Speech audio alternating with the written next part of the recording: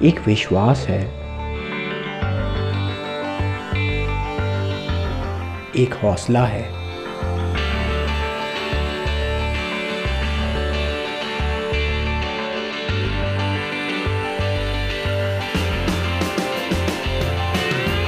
एक रिश्ता है, आपके सपनों की उड़ान। TPMI, leading paramedical institute of India. नमस्कार, हमारी इस खास पेशकश में आप सभी का स्वागत है। मैं हूं नेहा माहेश्वरी। अपने इस खास कार्यक्रम में आज हम बात करेंगे डोबरा चंडी संघर्ष समिति, पुल बनाओ संघर्ष समिति की, जो लगातार टिहरी बांध बनने के बाद, टिहरी डैम बनने के बाद लगातार आंदोलन कर रही हैं और मांग कर रही हैं कि इस डैम के बनने के बाद लोगों को जो दिक्कतें हो रही हैं उसे सरकार दूर करें, और इसी के लिए लगातार उनका आंदोलन भी जारी है। फिलहाल हमारे साथ सदस्य मौजूद हैं, मेहमान मौजूद हैं। सबसे पहले उनका इंट्रोडक्शन मैं करवा देती हूँ। हमारे साथ मौजूद हैं मुख्य संयोजक, जो कि डोबरा चंडी पुल बनाओ संघर्ष समिति के हैं, राजेश्वर प्रसाद पेन्यूली जी। पेन्यूली जी, आपका बहुत बहुत स्वागत है। इसके अलावा हमारे साथ इसके अलावा हमारे साथ इसी समिति के सदस्य गिरीश शर्मा जी भी हैं। गिरीश जी, आपका बहुत बहुत स्वागत है। हमारे साथ समाज सेवी प्रकाश सिंह बिष्ट जी भी जुड़ेंगे। बिष्ट साहब, आपका बहुत बहुत स्वागत है। तो चलिए इस कार्यक्रम की शुरुआत करते हैं। सबसे पहले हम राजेश्वर जी से बात करते हैं कि ये जो हम मुद्दे की बात कर रहे हैं, जो संघर्ष समिति है जो लगातार मांग कर रही है कि लोगों की दिक्कतों को दूर किया जाए और डैम बनने के बाद जो परेशानी हो रही है उसे खत्म किया जाए, आखिर ये दिक्कत शुरू कहाँ से हुई, कब से शुरू हुई? सबसे पहले इतिहास जानना चाहेंगे आपसे। इसका इतिहास तो काफ़ी पुराना है जी। जब से टिहरी डैम बनना शुरू हुआ था, टिहरी डैम का ओरिजिनली कॉन्सेप्ट आया था उत्तर प्रदेश इरिगेशन डिपार्टमेंट ने बनाना शुरू किया था, करीब 80 में बनाना शुरू हुआ था। 87-88 में करीब जाकर टिहरी डैम डेवलपमेंट कॉर्पोरेशन बना, जिससे टिहरी डैम बना था। मल्टीपर्पज योजना है, मल्टी डायमेंशनल योजना है, जिसमें कि पावर भी जनरेशन होनी थी और साथ साथ दिल्ली तक पानी जो है उसी डैम से आना था। उसी जो गंगा वाटर आप दिल्ली में आज में पीने की बात करते हैं, उसी डैम की सारी ये देन है जी। ओरिजिनली जब कॉन्सेप्ट था तब ये था कि पुल बनेगा, चीज़ें बनेंगी, कम्युनिकेशन बनेगा, गवर्नमेंट उसको प्रोवाइड करेगी सुविधा, और उसके लिए काफ़ी सुविधाएं दी भी गई। ऐसा नहीं कह सकते कि हम कोई सुविधा नहीं दी गई जी। उन लोगों को दी गई जो रिहेबिलिटीज थे। रिहेबिलिटीज उनको कहा जाता है जिनका घर बार या जो उनके जो इस डैम के कारण से डूब गए, डैम के कारण से डूब गए या डैम के कारण से टूट गए या उनको कोई नुकसान हुआ जी जी। उसमें दो चीज़ें का कॉन्सेप्ट है जो ये टिहरी डैम बन रहा है। थोड़ा सा मैं आपको ब्रीफ बता दूं कि टिहरी डैम क्या है, नेचुरल डैम है। बिल्कुल। तो नेचुरल डैम में क्या है कि आगे ब्लॉक करके, दोनों पहाड़ों के बीच एक जगह ब्लॉक करके पानी को रोका गया है। पानी को रोकने से जो पहले जो भागीरथी नदी, वहाँ अगर आपको आइडिया हो कि भागीरथी नदी कहा जाता है, देवप्रयाग में उसको पहली बार हम लोग गंगा कहते हैं, उससे पहले भागीरथी नदी का जो स्पैन था, स्पैन मतलब उसकी चौड़ाई थी जी जी, अधिकतर जगह मैक्सिमम से मैक्सिमम जो थी 50 फुट या 60 फुट के आसपास होती थी जी जी। जब ये डैम बनाया गया, जब झील रोकी गई, इसके स्पैन बन गया। कई जगह पर तो 6 किलोमीटर तक स्पैन है, और कई जगह पर मिनिमम स्पैन जो इसका कम से कम 1/2 किलोमीटर का स्पैन हो गया। मतलब आधा किलोमीटर के आपको नदी क्रॉस करनी पड़ेगी, चाहे दो पहाड़ी के बीच में कैसे भी करना पड़ेगा। बिल्कुल।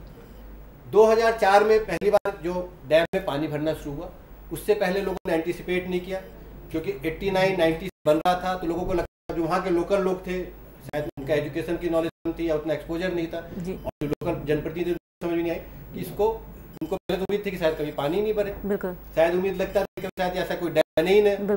और जो आगे जिन लोगों को कंपनसेशन मिल रहा था, वो सिर्फ कंपनसेशन के लिए लड़ रहे जी जी। तो हम लोग, मैं हुआ, प्रकाश भी हुए, गिरीश शर्मा जी हुए, हम लोग वो लोग थे जिनको न तो कंपनसेशन मिलना था जी, जिनको न तो कोई और रिहेबिलिटेशन पैकेज मिलना था, जिनको कोई डायरेक्ट उसका बेनिफिट नहीं मिलने वाला था। हम इसलिए सोच रहे थे कि ये जो हमारी कोई ज्यादा लड़ाई नहीं थी जी। जो फ्रंट में जो लोग लड़ रहे थे वो सबके सब वो लड़ रहे थे जो रिहेबिलिटी जो कंपनसेशन वाले थे, उनको कंपनसेशन मिल रहा था।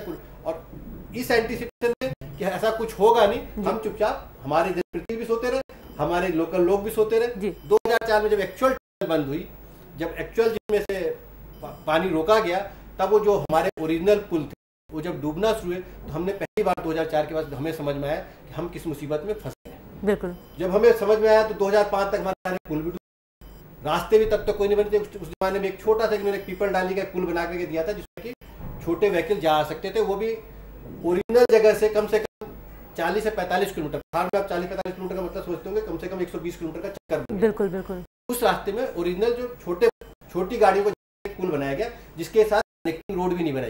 पुल तो बन गया जी जी, लेकिन उसके साथ जो कनेक्टिंग रोड बन गई तो काफी एक जगह है। बिल्कुल, यहाँ पर आपने जो राजेश्वर जी जो तमाम सारी चीज़ें बताई हैं, क्योंकि इतिहास हमें इसलिए जानना ज़रूरी है कि आखिर टिहरी बांध बना उसके बाद क्या स्थिति हुई, क्योंकि आप वहाँ से जुड़े हुए हैं, वहाँ सारी चीज़ें आपने देखी हैं, यहाँ ये जानना बेहद ज़रूरी था। आपने बहुत अच्छे तरीके से समझाया, लेकिन ये भी आप समझना चाहेंगे कि टिहरी डैम के बनने के बाद और इन दिक्कतों के बाद लोग जाते आते कैसे होंगे? क्या वहाँ कोई साधन है, या फिर क्या करते हैं वहाँ के लोग, कैसे एक से स्थान पहुँचते हैं, क्योंकि पूरी फैमिली होगी, कैसे आना जाना होता होगा, इसे समझना भी बेहद ज़रूरी है। देखिए, अब उसके लिए उन्होंने हमारे पास 2 पुलों का रास्ता, छोटा सा एक पीपल डाली इसका पुल बोलते हैं, एक वो छोटा सा पुल है जिसमें कि इसमें और गाड़ी आती है, और आज में तो उसके भी स्थिति जर्जर है, वो भी कहा जाता है पता नहीं कितने चलेगा। और एक पुल उन्होंने उसके बाद 2009 या 10 में के आसपास एक पुल सासू पुल कहते हैं, उसको भी बनाया। मतलब आपके पास नदी के 2 कोने पे एक उस पे 2 छोटे छोटे पुल बन गए, जिससे छोटी गाड़ियां तो आ जा सकती हैं। जाने आने के लिए जब बहुत झगड़ा किया गया तो कुछ स्टीमर सुविधाएं भी दी गई, जो स्टीमर उस साइड से आता है। स्टीमर क्या है, सिर्फ डे टाइम में चल सकता है, उसके भी बहुत उसकी भी परेशानी है। ये जो पानी का लेवल है 850 या 830 मीटर तक ऊपर जाता है, फिर नीचे 200 मीटर तक आ जाता है। तो जो पानी का लेवल नीचे उससे क्या होता है, जो स्टीमर है, शायद हम समझा नहीं पा रहा हूँ ठीक से, आप पहाड़ों का देखिएगा तो पहाड़ में क्या होता है, स्टीमर किसी इस जगह पे आकर के लगेगा, पहले किसी यहाँ लगेगा, किसी ने यहाँ लगेगा, इसी संरचना कुछ एक नहीं होती है, तो कभी कहीं लगता है, कभी कहीं लगता है, और जब बहुत लेवल पानी नीचे तो बड़े साइज के बनाए गए, वो चलते भी नहीं। तो स्टीमर से आने की व्यवस्था है। अब आ गया हैवी व्हीकल। हैवी व्हीकल वहाँ या तो घनसाली होकर जाता है, घनसाली वहाँ से कम 40-45 किलोमीटर एक्स्ट्रा, लगभग 150 किलोमीटर के करीब टोटल उसका एक्स्ट्रा चल के आना पड़ता है। या फिर एक कमान एक जगह है उत्तरकाशी की साइड है, वहां से घूम के आता है, तो उसकी कॉस्टिंग भी बढ़ जाती है। जो आपके गैस सिलेंडर से लेकर महंगा, बिल्कुल, जो भी गैस सिलेंडर हुआ, सीमेंट हुआ, पत्थर हुए, जो भी बड़ी चीजें होंगी, वो सब कहीं ना कहीं रास्ते से आती है, और फिर उसका पैसा लिया जाता है। उसका पैसा भी बहुत अधिक लग जाता है। अब कुछ चीजें समस्याएं बताते हैं, तो समस्याएं बहुत है। जैसे मेरा अपना पैनिलों का हमारा शमशान घाट वहाँ होता है तो डूब गया, तो अब हमें रिचुअल या ट्रेडिशनली किसी की कोई डेथ हो जाती है, उसको जलाने उत्तरकाशी जाना पड़ता है। तो एक मिनिमम एक आदमी को अब आज की डेट में मिनिमम से 15 से 20 रुपए की कॉस्ट लिखती है एक डेड बॉडी को जलाने के लिए। जो रिचुअल है, ट्रेडिशनली हम लोग मानते हैं कि गंगा ले जाना है, उसके अलावा कोई चारा नहीं। दूसरा उसके साथ एक तो चारा नहीं, दूसरा जो और कुछ लोग गाँव वाले जो वहाँ जलाना भी चाहते हैं, उनके लिए अब लकड़ी भी नहीं है, क्योंकि लकड़ी की भी दिक्कत है, तो वो एक अलग से प्रॉब्लम। मतलब इस तरह की दिक्कतें हैं जो वहाँ के लोग झेल रहे हैं, और जिस तरह हमारे साथ समिति के सदस्य जो हैं वो हैं, संयोजक जी हैं, तो कुल मिलाकर वो बता रहे हैं कि कैसी दिक्कतें वहाँ पर लोगों को झेलनी पड़ती है। इस डैम के बनने के बाद डैम बनाया गया था लोगों को ताकि बिजली मिल सके, उनका विकास हो सके, उन्हें सहूलियत दी जा सके, लेकिन यहाँ पर लोगों के विकास का पता नहीं। लेकिन ये ज़रूर कहा जाएगा कि लोगों की मुश्किलें ज़रूर इस डैम ने बढ़ा दी है जब से ये बना है। हमारे साथ इसी समिति के सदस्य गिरीश भी हैं। गिरीश जी, आपसे चाहेंगे, यहाँ पर समस्याओं की बात हो रही, क्योंकि जब तक हम समस्याएं जानेंगे तब तक हम ये नहीं समझ पाएंगे कि आखिर कितनी दिक्कतें लोगों को झेलनी पड़ रही हैं। आपने भी वहाँ के लोगों से बात की, आप खुद वहाँ पर रहे हैं, खुद आप भी दिक्कतें झेल चुके हैं, तो यहाँ पर ये जानना चाहेंगे कि लोगों से जब आपने बातचीत की तो इस मसले को लेकर उनकी क्या राय है, वो क्या सोचते हैं, इसके लिए वो किसे जिम्मेदार ठहराते हैं, और क्या लगता है कि वाकई में उनकी कभी समस्या दूर हो पाएगी उन्हें? देखिए, जो ये एरिया है, विकास हुआ है टिहरी डैम बनने से, लेकिन एक एरिया जिसे हम कट ऑफ एरिया बोलते हैं, कट ऑफ एरिया लैंग्वेज में जो TSDC ने एक नाम दिया है, जो राज्य सरकार ने एक नाम दिया है, कट ऑफ एरिया वो है जो सबमर्ज नहीं हुआ है डैम की झील बनने के कारण, लेकिन वो जो है वो एक्सटेंड हो गया है, क्योंकि वो नदी के दूसरी तरफ है, और वहाँ पहुँचने के लिए हमें कई किलोमीटर लंबी दूरी तय करनी पड़ती है। होता है कि जितनी भी विकास योजनाएं पहले हुई हो रही है, वो सारी डैम की दूसरी तरफ हो रही है, आसानी से होती है। और जो कट ऑफ एरिया है, कट ऑफ एरिया के लिए कोई प्रोविजन नहीं किया गया। जब डैम बना उसमें भी आप अगर रिपोर्ट देखेंगे, TSDC की रिपोर्ट देखेंगे, तो साफ कहा गया है कि डोबरा चाटी पुल का कोई प्रोविजन उस पे नहीं था। जो ओरिजिनल RR पैकेज जो था, रिहेबिलिटेशन एंड रिसेटलमेंट पैकेज, डोबरा चाटी पुल को मंजूरी दी गई, लेकिन उसमें क्या है कि लोग जो वहाँ के लोकल जनप्रतिनिधि थे, वो कुछ ना कुछ किसी तरीके से बनाने के चक्कर में बिजी थे, और जो जनता थी वो एक सुनहरे सपने को लेकर डैम बनेगा, यहाँ गतिविधियाँ होंगी, ये होगा, वो हमारी जमीन के दाम बढ़ेंगे, ये होगा, उन सभी सपनों में खोई। कभी भी इस बारे में नहीं सोचा कि हमारे बारे में तो किसी ने सोचा नहीं। बाद में क्या कि डूबने लगा। अब आप देखिए, एक शहर देते हो, अगर आप दिल्ली को हटा दो, गतिविधियां हटा दो, तो आसपास के हैं वो सब बेकार हो जाएंगे।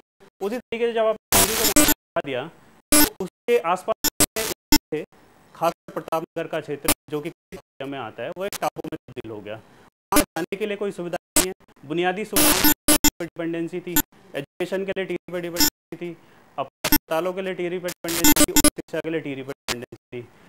सारी चीज़ें जो टिहरी में थी और में तो बसा दी गई, लेकिन नई टिहरी से भी बहुत दूर और वहाँ पहुँचने के लिए हमारे साधन नहीं है।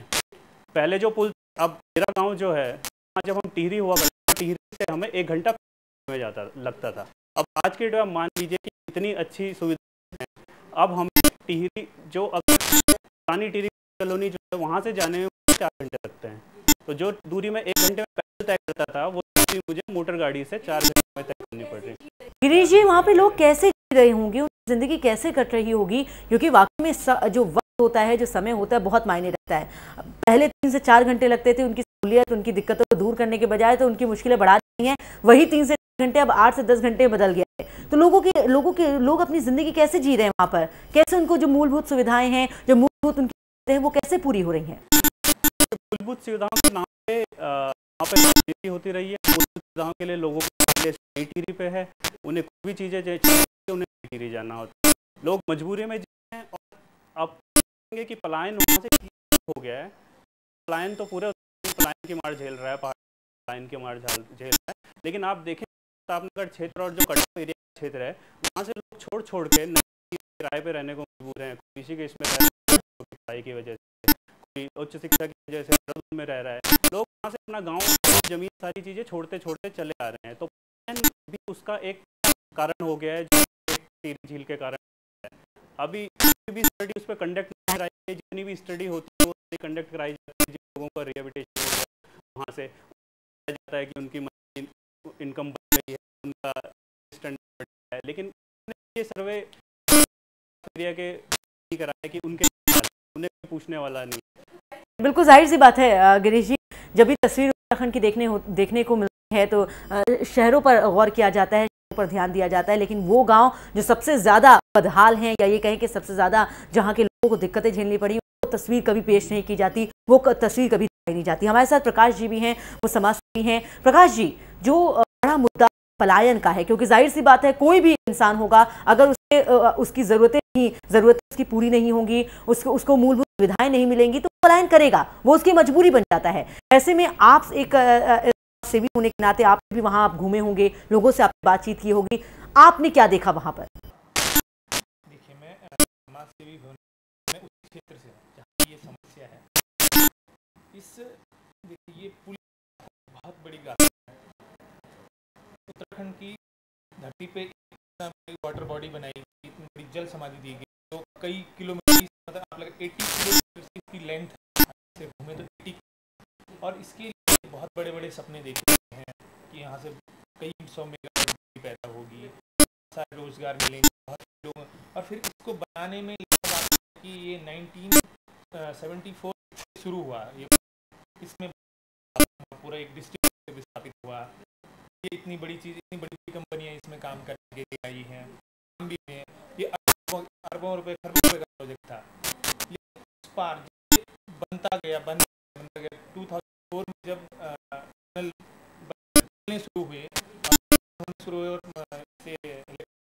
और होनी शुरू हुई, तब तक ये नहीं पता था इस पार जो तहसील रह रही है, जिसमें ब्लॉक आता है, दूसरा ब्लॉक आता है, घनसाली का कुछ क्षेत्र है, और यहाँ पे जो लोग रह रहे हैं वो आएंगे कैसे? मछलियाँ तो है नहीं कि तैरते हुए आएंगे, या है नहीं कि वो किसी और देश से हो जाएंगे, आना तो उन्हें यही था। अब वहाँ के लोग समस्याएं एक चीज़ से नहीं है, बहुत सारी, कि वो जहाँ रहते थे वहाँ कुछ नहीं, मतलब उनके पास ऐसी कुछ सुविधा नहीं है कि वहाँ ना हॉस्पिटल है, ना स्कूल है, ना उनके पास जो भी चारा जाता है, खाना पीना या जो कुछ भी जाता है वो सब उसी रास्ते से हो जाता था। जो हो गया हमारा देहरादून हो गया, इससे नीचे के जो शहर थे चीज़ें वो ही नहीं था। हाँ, इतना हजारों करोड़ों जो इतना जो एशिया में सबसे बड़ा वाटर बॉडी बनाया गया, और इसमें इतनी मेगावाट, ये उनका दिनचर्या कैसे चलेगा? लोग जो विस्थापित हुए वो लोग बहुत सारे लोगों के लिए बहुत अच्छा भी हुआ, कुछ एक लोग नहीं, उनको नहीं अच्छा लगा हुआ, थोड़ा दूर दराज में से लेकिन जो हमारा वाला क्षेत्र जो है, जो प्रतापनगर ब्लॉक और जो क्षेत्र जो इससे, उन लोगों को राजधानी दिल्ली से लगा लीजिए, ये जो मूल है उनसे 150 किलोमीटर दूर कर दिया। पहाड़ों के 150 किलोमीटर आप जानते हो कितने होते हैं? 150 किलोमीटर। अगर पहाड़ में 10 किलोमीटर कच्ची सड़क पे, तो वहाँ कई बार 4 घंटे लगते हैं। तो अब आप लगाइए कि लोग, मतलब वो लोग, उन लोगों का जीवन वहाँ पे ऐसा हो गया है कि मतलब है, लेकिन अगर कई बार उन्हें, यानी कि इस डैम के बनने के बाद कुछ लोगों का तो भला हुआ, कुछ गांव संवर गए, लेकिन कुछ गांवों को पूरी तरह से अनदेखा कर दिया गया, वहां के लोगों को अनदेखा कर दिया गया। उन्हें तो था, अगर वहाँ पानी बचा तो उनका तो कोई साधन नहीं वहाँ रहने का, उन्हें तो विस्थापित तो उनका एक वो तो मेन पार्ट था कि उन्हें जाने। लेकिन अब इशू था कि आगे भी, तो उससे आगे भी ये तो था नहीं कि उसके बाद कोई मतलब कुछ गाँव नहीं थे या कोई डिस्ट्रिक्ट नहीं पड़ता था, उसके बाद कुछ जगह नहीं थी। उसके बाद वहाँ पे कम से कम 1.5-2 लाख परिवार रहते हैं जो हर सुविधा से कट ऑफ हो गए। उसके बाद जो वहाँ पे मतलब एक ऐसे कुछ छोटे पुल बनाए गए जो अभी जैसा पानी का स्तर बढ़ रहा है, तो कुछ एक पुल डूब गए। उत्तरकाशी में देवी सोनी पुल है जो इस टाइम पानी हुआ है। डोबराकाठी का जो पुल बना हुआ जर्जर स्थिति में है वो कि अभी भी गिर सकता है।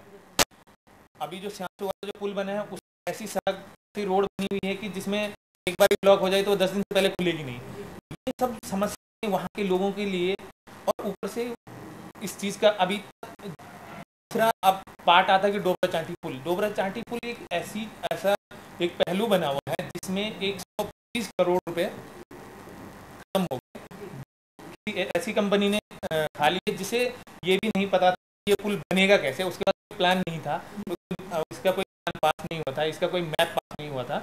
लेकिन इसके लिए 124 करोड़ पेमेंट गवर्नमेंट ने कर दिया और गवर्नमेंट ने बता दिया कि हाँ पुल बना रहे हैं। और 2006 में जब एनडी तिवारी जी ने बोला था कि हाँ, अब उन्हें लगा कि शायद हाँ जरूरत तो है, यहाँ पे तो ऐसा कुछ है नहीं, तो इसके पुल की एक व्यवस्था की जाए। उन्होंने जैसा भी करके कोई 1 करोड़ रुपये का एक साइन अमाउंट किया और एक कमेटी है कि भाई ऐसी जगह जहाँ पे पुल बनेगा। तो उन्होंने एक जगह सेलेक्ट करी जिस जगह पे ये पुल बनना था। तो वहाँ पे जब बनना शुरू हुआ तो ये इसमें कुछ इन्होंने अमाउंट तक पुल बनना है 100 करोड़। तो इसमें 2 शायद भरा है, इसके बारे में पैनल बताएंगे। बिल्कुल, चलिए राजेश्वर जी से ही जान लेते हैं क्योंकि इस बारे में जानना बेहद ज़रूरी है। लोगों का पैसा, यानी कि सरकार की जवाबदेही बनती है कि अगर ये दिक्कत उन्हें हो रही है सरकार क्या कर रही है। सरकार ने अपनी जवाबदेही के लिए पैसे तो दे दिए लेकिन उसका कोई फ़ायदा नहीं हुआ। कुल कितने करोड़ रुपए अभी तक उस जगह पर लगाए जा चुके हैं? क्या वहाँ पर कुछ बना है या सिर्फ दिखावा वहाँ पर हो रहा है? आखिर अभी तक वहाँ पर हुआ क्या है, कितना काम हुआ है? देखिए, बना तो दिखावे जो भी बना है, नहीं बना है, एक अपनी जगह मुद्दा हो सकता है जी। जैसे हमारे प्रकाश बिजली है, उसमें इस डैम को बनाने में लगभग 10,000 करोड़ रुपए करीब खर्च हुए हैं। जी जी, कोई छोटा मोटा अमाउंट नहीं है। बिल्कुल। और एनडी तिवारी जी ने भी जो उस टाइम मुख्यमंत्री थे कि 2007 में इलेक्शन होना था, इस फाइनल में एक बजट बनाया गया और एक पुल बनाने की व्यवस्था की गई जी। हम उस क्षेत्र के रह गए जिस क्षेत्र के कारण से, जिस नदी के कारण से इतने लोग, मतलब दिल्ली तक के लोग पानी का सुख लेने वाले, बिजली का आज की डेट में एंजॉय कर रहे हैं। हमारे यहाँ न तो बिजली की सुख रह गया, न पानी का सुख रहा। जी जी। अब आ जाए हम पुल के ऊपर। मैं भी 2008 तक मानता रहा, 2008 या 9 तक, कि शायद ये सरकार बोल रही है तो सरकार तो सच्ची बोलती है, सरकार के बेमान ऐसे बेमान तो होती नहीं जी। ये इतनी बेमानी हो सकती है भाई कि कोई लोग, कुछ लोग कमीशन खाते हो, अगर 100 रुपए का काम है तो 15-20% लोग खा रहे हो, तो हमारे ऊपर कोई फर्क नहीं पड़ता था, कोई 15-20% का हमें सुविधा डिलीवर हो जानी जी। ये पुल जब बनने का हुआ था तो इसको तो टेंडर के लिए दिया गया, तो इसको रुड़की इंजीनियरिंग का कहा जाता है, डिजाइन बनाया जी जी। और रुड़की इंजीनियरिंग का डिजाइन बना, उसके बेसिस पे टेंडर कंपनी ने भरा था। 4 कंपनियों ने टेंडर डॉक्यूमेंट कर दिए और अल्टीमेटली 2 कंपनियों ने उसको टेंडर दिए के लिए क्वालिफाई किए। जी जी, सॉरी, क्वालिफाई 2 कंपनी को फाइनली पार्टिसिपेट किया। एक गैमन थी और एक वीके गुप्ता एंड एसोसिएट्स थी जी। तो वीके गुप्ता एसोसिएट्स ने क्योंकि 79 करोड़ का दिया था, गैमन इंडिया ने 130 करोड़ रुपए का वो दिया था। गैमन इंडिया जिसको बहुत एक्सपीरियंस था वो उसको न देकर के वीके गुप्ता एंड एसोसिएट को 2006 दिसंबर में ये टेंडर दे दिया जी। और ये माना गया कि 2008 में ये पुल बन करके तैयार हो जाएगा। हमारी नींद जब हम लोगों की खुली, जब उस समय भी जो मुख्यमंत्री थे, बाद में भी जो मुख्यमंत्री थे, वो भी आके रोज बोलते रहे कि ये जब 2008 में भी डिले हो गया तो हमने मान लिया कि चलो सरकार के काम में डिले तो होता ही है, 2009 में बन जाएगा, 2010 में बन जाएगा। लेकिन जब 2010 तक नहीं बना तो हमने पहली बार आरटीआई में इन्फॉर्मेशन एक्चुअल लेनी शुरू की, क्योंकि हम तब तक हम कहानियां सुन रहे थे कि आप क्या कहानी बताते हैं, हम सुनते चल रहे थे। तो जब हमने 2010 में से जब हमने इन्फॉर्मेशन निकालनी शुरू की आरटीआई में, तब पहली बार पता चला कि जिसको विजय गुप्ता इंस्टीट्यूट जिसको ये टेंडर दिया गया है उसको इस पुल ऐसा पुल बनाने का एक्सपीरियंस ही नहीं। वो बात आरटीआई निकल के आई उससे हम, क्योंकि हमने आरटीआई में पूरे क्वेश्चन पूछे थे सारे टेक्निकल, भाई इसका बैकग्राउंड कहाँ चाहिए कैसे। वो चंडीगढ़ की कोई कंपनी थी जिसको उससे पहले एक पुल बनाने का अनुभव था, 156 मीटर का उसने उससे पहले पुल बनाया। 156 मीटर का कौन सा, जो झूला पुल जिसको बोलते हैं, जैसे आप लोग अगर कभी गए हो लक्ष्मण झूला, कभी गए हो राम झूला पुल गए हो, जो एक झूला पुल होता है उसको उसका एक्सपीरियंस था। इसकी आपको टेक्निकलिटी बता देता हूँ। इसकी टेक्निकलिटी क्या है, ये सिंगल स्पैन है। सिंगल स्पैन का मतलब इसमें कोई नीचे पिलर नहीं होगा। ये 396 मीटर का पुल बनना है, जो इसकी लंबाई होनी थी 396 मीटर की होनी थी। ये हैवी व्हीकल था, क्योंकि हैवी व्हीकल पुल नहीं था। हमारा बेसिकली काम था कि हैवी व्हीकल से करो। उस आदमी को न तो उसका एक्सपीरियंस था, न उसको पता था, न उसके पास डिजाइनिंग एक्सपर्टीज थी। फिर भी जब हमने करा, फिर हमने उसके बाद उस टाइम के वर्तमान मुख्यमंत्री को लेटर लिखा कि आपने इसको दिया कैसे बनेगा। बोले आप चिंता मत कीजिए, हम इंजीनियर हैं, ये है वो करके 2011 में बने। लेकिन हमने उसके बाद आरटीआई नहीं, हम हर स्टेप का फिर हमने उनसे हिसाब लेना शुरू किया, क्योंकि तब हमारी भी नींद खुल गई, ये हो क्या रहा है। बिल्कुल बिल्कुल ये समझ में आना शुरू हो गया। पहले तो एक्सेप्ट नहीं कर, फिर हमने उससे पूछा कि इसका डिजाइन ऐसा फाइनल का हुआ, तब आरटीआई में निकल के आया कि इसका डिजाइन ही जो है वो डिफेक्टिव है। और डिजाइन जो हमने करा है वो जो 396 मीटर की हम बात कर रहे थे, 396 मीटर हमसे गलती से हो गया था, ये एक्चुअल में 440 मीटर होना चाहिए था। तो मतलब 396 की बात कहाँ हुई है, 440 मीटर की बात कहाँ हुई है। जब तक हम आरटीआई में इन्फॉर्मेशन निकाल रहे थे तब तक ऑलरेडी उस ठेकेदार को लगभग 100 करोड़ रुपए की पेमेंट हो चुकी थी। ये पुल बनाने का ठेका लिया था उसने करीब 80 करोड़ में, एग्जैक्ट फिगर बताया तो 78 करोड़ 50 लाख के करीब था। उस ठेकेदार को 80 करोड़ की जगह जब 100 करोड़ की पेमेंट होगी तो हमने पूछा 100 करोड़ की कैसे हुई, तो उन्होंने कहा जिसका टेक्निकल रीजन है कि 396 मीटर था, अब 440 हो गया, तो अब हमने इसकी जो कॉस्टिंग बढ़ा करके 130 करोड़ रुपए की कर दी है, उसके हिसाब से उसको पेमेंट हो रही है। चलो ठीक होगी, अच्छी बात है। फिर उनसे पूछा गया अच्छा इसका सब चीजें बन गई हैं, तब उनका आया कि नहीं। फिर उन्होंने हमें दिया एक नया एस्टिमेट कि ये 179 करोड़ का हो गया है। पूछा गया अब इसकी इंजीनियरिंग, बोला इसमें कुछ प्रॉब्लम आ रही है, तो we now we have referred it to ना खड़गपुर आईआईटी को भी रेफर कर दिया है। फिर अनऑफिशियली पेपर में निकालते रहे कि हमने बनारस यूनिवर्सिटी से पूछते हैं, लेकिन जब हम बार बार आरटीआई डाल के सारी इन्फॉर्मेशन एक एक इन्फॉर्मेशन ली कि किसकी कितनी पेमेंट हुई है, किस काम के लिए इसको कितने रुपए की पेमेंट हुई, तो हमें सबको समझ में आ गया। उन्होंने जो 2 खांचे खड़े किया, अगर आप हमारा ब्रिज देखेंगे, आप फोटो देखेंगे, इसमें 2 ब्रिज वो खड़े हुए हैं पिलर। तो हमने पूछा उनसे भाई कि 396 मीटर के पिलर है कि 440 मीटर के पिलर है। अगर ये 396 मीटर में तभी खत्म है। हमारे वहाँ रघु भाई जरदारी जी हैं, 2-3 जो हमारे पत्रकार बंधु हैं, हमने उनसे भी बड़ी मेहनत कराई, वीडियो लेके गए, फोटो खिंचवाई। जब नीचे जाके फोटो खींची तो पता चला वो पिलर भी गिरने की हालत में, जिन्होंने मतलब ये पूरी अंदर तक धांधली हुई है, सिर्फ धांधली हुई है, लोगों को कुछ मिला नहीं है, सिर्फ धांधली वहाँ पर की गई है।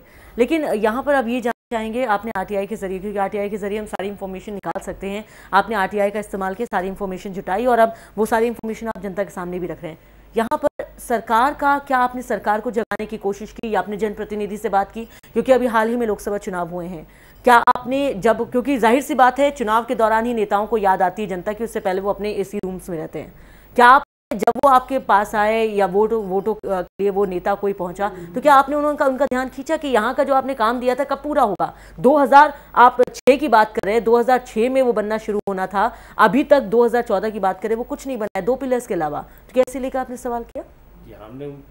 हमने बकायदे से प्रतिनिधि मंडल भी मिला, सभी लोगों से मिला, ऐसा कोई नहीं। वर्तमान मुख्यमंत्री से भी अभी तक हमने टाइम मांग रहे हैं, वर्तमान मुख्यमंत्री में टाइम नहीं दे रहे हैं, लेकिन उन्होंने हमें एक लेटर का जवाब जरूर दिया कि हमने ऑलरेडी आपका मामला पीडब्ल्यूडी को भेजा है। वो तो वही बात हुई कि हमने आपका मामला उसी थानेदार को भेज दिया जिसके अगेंस्ट में इंक्वायरी करनी है आपने, उसी थानेदार को उन्होंने भेजा। उससे पहले जो हमारे इससे पहले मुख्यमंत्री थे श्री विजय बहुगुणा जी, उन्होंने आकर के हमारे एक जगह लमगांव, जो हमारे मेन मार्केट एरिया है, इलेक्शन होने वाले थे, तो उन्होंने आके घोषणा की कि देखो ये पुल डिफेक्टिव था, हमसे ये गलती हुई। तो पहली बार किसी मुख्यमंत्री ने पब्लिकली माना कि पुल जो डिजाइन है डिफेक्टिव थी। हम अभी भी उनसे बार बार पूछते हैं डिफेक्टिव थी, बताओ किसके रिस्पांसिबिलिटी। लेकिन सिर्फ गलती मान लेने से क्या आपको लगता है जिम्मेदारी खत्म हो गई? पुल जो है 1 साल में बन जाएगा, ये बात फिर 1 साल फिर निकल गया, 1 साल। लेकिन सवाल ये है कि सिर्फ गलती मान लेने भर से क्या उनकी जिम्मेदारी खत्म हो जाती है? जो जनता का पैसा करोड़ों रुपए उन्होंने उस कॉन्ट्रैक्टर को दिया था, वो पैसा कहाँ गया, उसकी जवाबदेही कौन देगा, उसका जवाब कौन देगा? उसके लिए हम आरटीआई में पूछ रहे हैं। अब हमारी जो वर्तमान मेंबर पार्लियामेंट है महारानी माला राज लक्ष्मी शाह, इन्होंने इनिशिएटिव लिया। इन्होंने जब पहली बार मिड टर्म में रही पिछली लोकसभा में, पहले लोकसभा में, तब भी इन्होंने पार्लियामेंट में क्वेश्चन उठाया। पार्लियामेंट में जब क्वेश्चन उठा, 0 आवर का क्वेश्चन था, 0 आवर का क्वेश्चन उठाया तो उस टाइम जो हमारे गृह मंत्री शिंदे थे, पहली बार पार्लियामेंट में समझ में आया। शिंदे ने बोला हम जब बॉम्बे में 5 किलोमीटर की समुद्र के अंदर पुल बना सकते तो वहां क्यों नहीं बनता। बिल्कुल। तो उन्होंने उस पर इनिशिएटिव लिया। इस बार भी एक धारा 277 है पार्लियामेंट की, संसद की, लोकसभा की, ध्यान आकर्षण प्रस्ताव में इस बार भी हमारा लॉटरी में क्वेश्चन निकल गया। हमारी थोड़ी किस्मत शायद ठीक चल रही है आजकल, तो हमें थोड़ा सा सहायता मिलती। इस बार भी उन्होंने क्वेश्चन लिया, लोकसभा का ध्यान आकर्षण प्रस्ताव में भी डाला। और पीएम जो हमारे वर्तमान प्रधानमंत्री हैं, उन्होंने हर एमपीओ से 5-5 समस्याएं पूछी थी। तो हमारी जो मेंबर पार्लियामेंट वो गई, पीएम के पास गई, उसमें से उन्होंने एक समस्या हमारी डोबरा चाटी की उनको बताई। उसके बेसिस पे, डोबरा चाटी की समस्या के बेसिस पे मुख्यमंत्री को हमारे लिखा भी गया है लेटर। देखिए अल्टीमेटली एग्जीक्यूटिव बॉडी जो इस काम को करेगा वो करेगा स्टेट गवर्नमेंट, उसको सेंट्रल गवर्नमेंट नहीं कर सकती। सेंट्रल गवर्नमेंट फंडिंग करती है। जो पुरानी फंडिंग भी हो रखी है उसकी 50% की फंडिंग सेंट्रल गवर्नमेंट ने करी, 50% की फंडिंग जो है स्टेट गवर्नमेंट ने करी। हम उनसे बार बार आरटीआई में पूछते हैं। अब आरटीआई में अगर आप कई चीजों का देखेंगे, हमने उनसे ये पूछा है कि जो आप जो बता रहे हो इन सामानों की क्या स्थिति है, आपने जो 125 करोड़ में जो सामान खरीदे इनकी क्या स्टेटस है। तो उसमें हमने आरटीआई में उन्होंने बोला कि सामान ठीक है। जब हमने आरटीआई में इन्फॉर्मेशन निकलवा के फिर से लाई, उसमें उन्होंने न्यूज़पेपर में बताया कि सामान ठीक है। न्यूज़पेपर हम भी न्यूज़पेपर में पूछ लेते, वो पूछ लेता है। जब हमने आरटीआई में निकाला तो बोला उसका आरटीआई के इन्फॉर्मेशन में कहा है कि उसका कोई इंस्पेक्शन नहीं हो रखी। मतलब इससे पता चलता है कि सामान की स्थिति क्या है। यानी कि कुल मिलाकर कमेंट देने को तैयार है। इस पूरे मामले में 2 चीजें हैं। एक तो ये कि जो जनता को दिक्कतें हो रही हैं उसके लिए जो बांध बनना चाहिए वो बनना चाहिए। दूसरी चीज जो यहाँ पर अभी तक पैसा लगा है उस पैसे को कहाँ खर्च किया गया, वो पैसा कहाँ गया, वो पैसा उसका क्या होगा, और क्या सिर्फ पैसा जो चला गया है क्या उसका फ़ायदा लोगों को मिलेगा, इसे भी यहाँ पर उसका भी जवाब जानने की ज़रूरत है। और शायद सरकार को इसकी भी जवाबदेही सरकार की बनती है कि वो जवाब दें, क्योंकि जनता का पैसा है, वक्त भी बर्बाद हुआ, जनता का पैसा ही बर्बाद हुआ, लेकिन वही ढाक के 3 पात कुछ हासिल जनता को नहीं हुआ। हमारे साथ गिरीश जी भी हैं। गिरीश जी, आप इस बात से कितना इत्तेफाक रखते हैं? 1 मिनट थोड़ा सा। बिल्कुल बिल्कुल। इसमें तो एक इंटरेस्टिंग बात है कि जब ये सारी कार्रवाई हो रही थी, हमारे लोकल मीडिया वालों ने हमारी काफी सहायता करी। और जब ये कार्रवाई हो रही थी तो एक फोटो हमारे खींच के आ गई, जो हम पिक्चर ले रहे थे वहाँ लोकल साइट की पिक्चर, तो उसमें क्रेशर की फोटो आई थी। हम भी उस रास्ते से रोज जाते आते, जब भी हम अपने गाँव जाते हैं, चाहे गिरीश जी जाते हो चाहे बिष्ट जी जाते हो, सब लोग हम जाते, एक क्रेशर लगा हुआ था। हमने कभी ध्यान नहीं दिया, हम ही सोचते थे पुल बनाने के लिए क्रेशर लगा। बाद में पता चला कि वो इलीगल क्रेशर लगा है। वो क्रेशर भी वही आदमी चला रहा है जिसके पास उस पुल का ठेका है। वो जब ये फोटो निकली, जब पिक्चर निकली, तो जो वहाँ की लोकल एडमिनिस्ट्रेशन है उसने इमीडिएटली उस क्रेशर को सीज करके, हमने उसके भी आरटीआई में निकाला तो बोला उसको हमने 6.25 लाख रुपए का फाइन लगा दिया। हमने उस पर आरटीआई में पूछा हुआ है कि क्या किसी का एफआईआर हुई है। भाई इलीगल क्रेशर, इसका मतलब हम कोई भी काम कर ले, इलीगल कर ले, उसके बाद थोड़ा सा फाइन देके काम खत्म हो जाता है। इलीगल क्रेशर में या किसी अधिकारी के विरुद्ध कोई कार्रवाई, किसी अधिकारी के विरुद्ध कोई एफआईआर उसके केस में।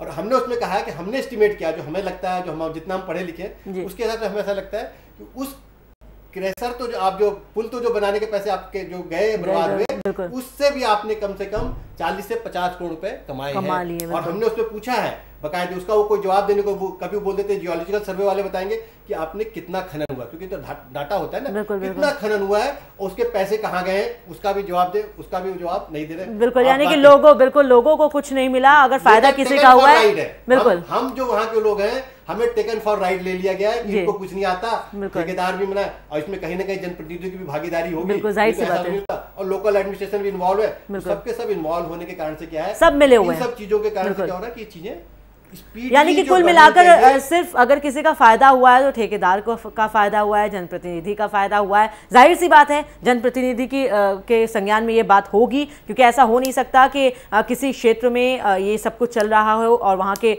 नेता को, वहाँ के सांसद या वहाँ के विधायक को ये पता ना हो, वहाँ के जनप्रतिनिधि को पता ना हो, ऐसा हो नहीं सकता। बहरहाल किसका नुकसान हुआ, किसका फायदा हुआ, तमाम इस चर्चा में ये सारी चीज़ें निकलकर सामने आ गई हैं। बहरहाल गिरीश जी के पास रुख करते हैं। गिरीश जी, यहाँ पर जिस तरीके से अभी हमें राजेश्वर जी ने बताया कि इस पूरे मामले में जो कुछ भी जब से ये अभियान चल रहा है, जब से ये संघर्ष चल रहा है, कुछ सफलता थोड़ी बहुत मिलती नजर आ रही है, क्योंकि इस मुद्दे पर केंद्र सरकार का, राज्य सरकार का ध्यान खींचा गया है। आपको क्या लगता है, क्या कितना वक्त और लग सकता है लोगों की इन दिक्कतों को दूर होने में, और कितना वक्त और लग सकता है कि सरकार कदम उठाए? क्या लगता है आपको, और कितना वक्त लगेगा? देखिए, सारा डिपेंड करता है सरकार की नीयत के ऊपर, लोक निर्माण विभाग की नीयत के ऊपर। अगर लोक निर्माण विभाग की नीयत अच्छी है, सरकार की नीयत अच्छी है, तो ये पुल 2 साल में बनके तैयार हो सकता है। लेकिन इस पुल में जो हिस्ट्री रही है और शुरू से देखा गया है कि इस पुल की प्लानिंग ही गड़बड़ है, जिसमें कि चाहे लोक निर्माण विभाग की भूमिका हो, चाहे इसमें ठेकेदार की भूमिका हो, चाहे इसमें सरकार की भूमिका हो, किसी ने भी इस पुल के निर्माण को गंभीरता से नहीं लिया है। जिसका कि उदाहरण है कि जब पुल की बिड हुई थी तो बिड में केवल 2 कंपनियों ने पार्टिसिपेट किया, जिसमें जब आपने टेक्निकल बिड ओपन की होगी, टेक्निकल बिड में आपने एक ऐसी कंपनी को क्वालिफाई करा दिया जिसके पास इस तरीके के पुल बनाने का कोई एक्सपीरियंस ही नहीं था, एकमात्र पुल उसने बनाया था। और कभी भी आप देखेंगे जब आप टेक्निकल क्वालिफिकेशन किसी टेंडर में मांगते हैं तो आप उससे मांगते हैं कि या तो उसने 3 इतने अमाउंट का सिमिलर अमाउंट का काम किया हो, या उसने 5 उससे कम अमाउंट के जो काम है वो किया हो। लेकिन यहाँ पे तो उसने केवल एक ही काम किया है, वो भी इससे कम अमाउंट का था, जो लागत इस पुल से थी वो था। और उसके बाद जब पुल को उसको काम दे दिया गया तो कोई भी उसकी निगरानी या कोई भी उसका अपडेट कुछ भी प्रोवाइड नहीं कराया गया। जी, आपने यहाँ पे ये सही बात की, और शायद मैं आने वाले वक्त में यही चीज़ बोलने भी वाली थी कि कहीं ना कहीं अगर नेता या जनप्रतिनिधि या फिर सरकार, राज्य सरकार हमारे प्रति ऐसी उदासीनता अगर हमारे प्रति दिखाती है, तो इससे साफ जाहिर होता है कि उसे ये समझ में आ गया है कि ये जनता कुछ नहीं बोलेगी, ये जनता कुछ नहीं करेगी। क्योंकि हर 5 साल बाद जब सरकारें चेंज होती हैं, सरकारें बदलती हैं, तो 5 साल बाद जनता को मौका मिलता है कि अगर उसके इलाके में उसके सामने कोई दिक्कत है तो वो उस मुद्दे को रखे, उसे लेकर सवाल पूछे अपने जनप्रतिनिधि से, और उसे कॉन्फिडेंस मिले कि अगर आप हमारी ये दिक्कतें दूर करेंगे तो हम आपका साथ देंगे, आपको वोट देंगे, लेकिन अगर आप ऐसा नहीं करते तो फिर हम आपको नहीं चुनेंगे। ये मौका होता है जनता के पास, ये मौका जनता को मिला भी, लेकिन अगर उसने इस मौके को नहीं बुनाया, इस मौके का फायदा नहीं उठाया, तो गलती किसकी है? गलती है हमारी खुद की जनता की, हमारी खुद की। क्योंकि अगर हम इस मुद्दे को उठाते तो शायद तमाम सरकारें, तमाम नेता इस तरह की हमारे साथ बर्ताव नहीं करते या हमें इस तरह नजरअंदाज नहीं करते। हमारे साथ प्रकाश जी भी हैं। प्रकाश जी, आप क्या जनता को संदेश देना चाहेंगे, क्योंकि आप समाज सेवी हैं, आप समाज सेवा करते हैं, लोगों को जागरूक भी करते हैं, तो यहाँ पर आप क्या कहेंगे लोगों से, और साथ ही साथ किस तरीके से आप लोगों के बारे में बताएंगे कि कहीं ना कहीं लोगों की गलती आपको नहीं लगती कि है, जिसकी वजह से इतना वक्त लगा इस पुल को बनने में?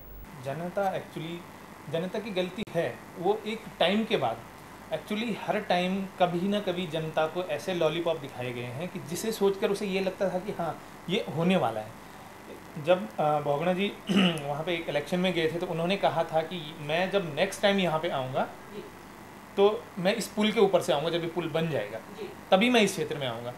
लेकिन बहुगुणा जी वहाँ गए, लेकिन वो पुल से नहीं गए, वो बाई ईयर गए वहाँ पे, तो वो तो चले गए वहाँ पर, उनको पुल की ज़रूरत नहीं पड़ी, लेकिन हमें उस पुल की ज़रूरत है।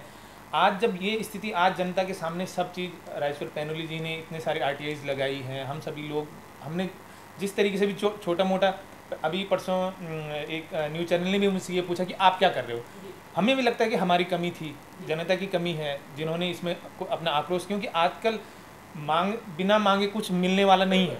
अगर हम अपने जनप्रतिनिधियों के भरोसे रहते हैं, हम उन्हें वोट तो दे देते हैं, लेकिन उसके बाद वो हमें भूल जाते हैं और हम उन तक पहुंच नहीं पाते हैं। बिल्कुल जाहिर सी बात है, जब उनको सुविधाएं नहीं मिलेंगी तो उन्हें दूर जाना होगा। अगर शहर वो जाते हैं तो कई घंटे, 2-4 घंटे की बात हो तो आदमी एक बार सहन भी कर सकता है, लेकिन जब 8 से 10 घंटे लग रहे हैं तो वो समझा जा सकता है कितनी दिक्कतें उन्हें झेलनी पड़ती होंगी। बहरहाल, एक बात आपने प्रकाश जी बहुत सही कही कि लोग शांत रहे, लोगों ने कोई एक्शन नहीं लिया, या ये कहे कि रिएक्शन नहीं किया, इसकी वजह से 10 साल तो बर्बाद हो गए। लेकिन आने वाले 10 साल में और ये दिक्कतें लोगों को ना झेलनी पड़े, उसके लिए लोगों को एकजुट होना होगा और एक साथ आवाज़ उठानी होगी और मांग करनी होगी कि उनकी इस दिक्कत को दूर किया जाए। डैम तो बना दिया, लेकिन अब पुल बनने की ज़रूरत है, जिसे जल्द से जल्द बनाया जाए। बहरहाल, आप तमाम मेहमानों का बहुत बहुत शुक्रिया हमारे साथ इस चर्चा में शामिल होने के लिए, हमारे स्टूडियो में आने के लिए।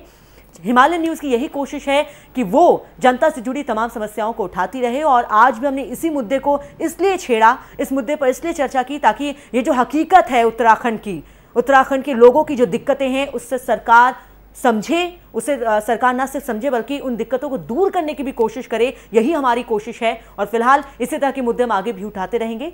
इसी के साथ हमारी इस खास पेशकश में बस इतना ही। मुझे दीजिए इजाजत, नमस्कार।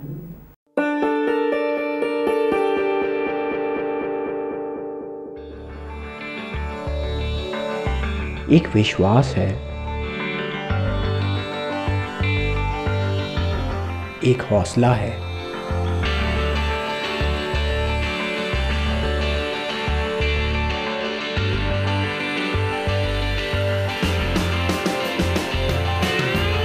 एक रिश्ता है। आपके सपनों की उड़ान, DPMI, leading paramedical institute of India.